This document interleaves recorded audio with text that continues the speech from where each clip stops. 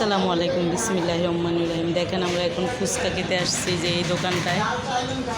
এখানকার ফুচকা অনেক মজা। এই যে দেখেন, এটা টক দইয়ের টক আর এটা শুধু টক। এই দোকানের ফুচকাটা অনেক মজা। প্রায় আসলে আমি এই দোকানের ফুচকাটা খাই। বিসমিল্লাহ।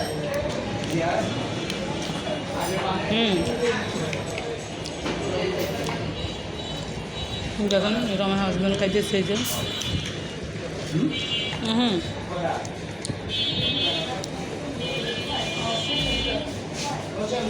এই টকটা ভালো লাগে, যেটা অরিজিনাল টক, যেটা